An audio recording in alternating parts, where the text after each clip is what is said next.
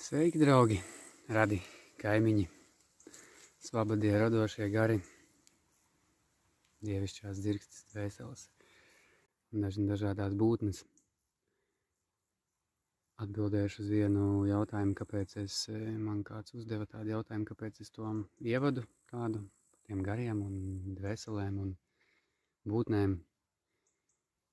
To es daru tam dēļ, ka zinu, ka bez mums fiziskajiem ķermeņiem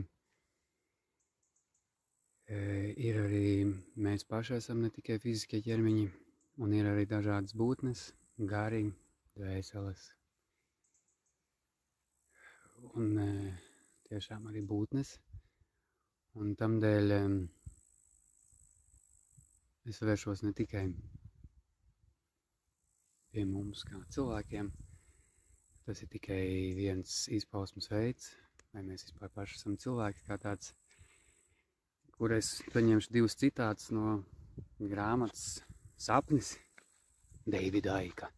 Daudziem viņš ir laikam vienkārši ķertais, kas runā par reptiļiem.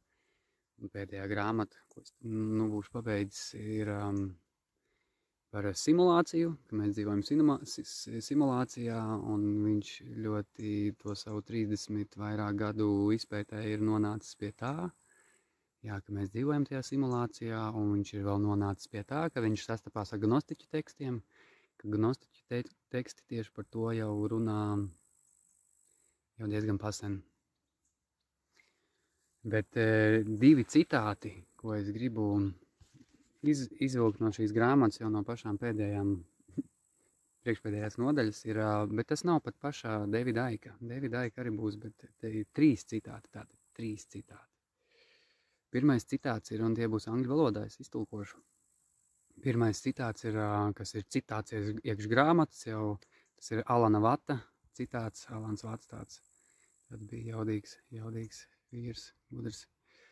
Un te citāts ir, un šoreiz mazliet par dzīves jēgu.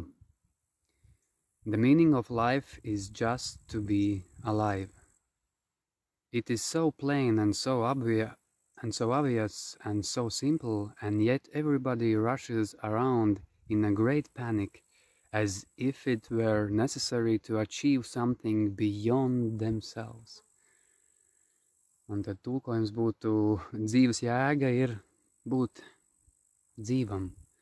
Un tas ir tik pašsaprotami un redzami un vienkārši, bet tāpat visi milzīgā steigā metās apkārt lielā panikā, tā it kā viņiem būtu nepieciešamība sasniegt kaut ko aiz sevis.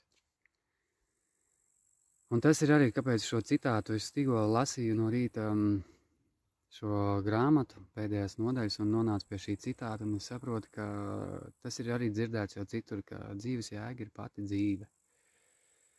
Un dzīves jēga ir pati dzīve, tas nenozīmē kaut ko nemācīties, atteikties no zināšanām, nevirzīties dažādos virzienos, neveidot pilnīgi nekādus plānus, bet tas nozīmē visu to darot, apjaust, ka pati dzīve ir dzīves jēga, un tā ir liela dāvana. Tad vēl viens citāts iekš grāmatas, kas ir Džona Lenona izteiciens, arī brīnišķīgs. Life is what happens to you while you're busy making other plans. Šitas ir labais. Dzīve ir tas, kas notiek, kamēr tu veido citus plānus. Kamēr mēs plānojam un veidojam un dzīvojam nākotnē un ceram uz nākotnēm un visu kaut ko, dzīve ir tā, kas notiek šeit un tagad. Tā ir tā īstenā dzīve. Džons Lenons. Un te es no pašā Aika gribēju, kāda viņam ir uztvere, jo tas viens teikums ļoti daudz ko pasakam par cilvēku. Jo viņš vēsta tā, ka mēs neesam cilvēki, bet ko viņš saka? You are the consciousness having an experience called human. Tas nozīmē, tu esi apziņa, kas iegūst pieredzi, kas tiek dēvēta par cilvēku. Nu, vai tā ir, vai tā nav? Tas man ļoti bieži nav no svara. Bet ko es tajā saskatu, kā es sajūtos, cik tas tuvu ir patiesībai vai cik tas nav tuvu, ir vērts apcerēt šādus izteikumus. Un vai tiešām es esmu un tu esi šis ķermenis cilvēks, kas tiek dēvēts par šo ķermeni, jo pārsvarā mēs to asociējamies, tomēr cilvēks ir, lai gan ar cilvēku varētu būt dvēsele, vai ķermenis, iekškā ir dvēsele, vai dvēsele, iekškā ir ķermenis. Tās variācijas arī daudz kā ir. Es nezinu, ir dažādi šķitumi. Bet ko es zinu? Tiešām es esmu. Kas? Tas vēl ir jautājums. Man bija tāds dzejolītis. To, ka esmu debesis, zinu. To, kas ir debesis, minēt minu. Tā tas ir. Debesis liek vietā tajā pašā, kas es esmu. Es zinu, es esmu, bet tieši kas? Tikai spēju minēt. Jā. Ir vērts šajos laikos pievērst uzmanību šīm zināšanu dažādām dzirkstelītēm, dažādiem autoriem, no visādām pusēm nāk dažādākās zināšanas. Un man tāds iekšējs uzstādījums ir, kas attiecas uz patiesību.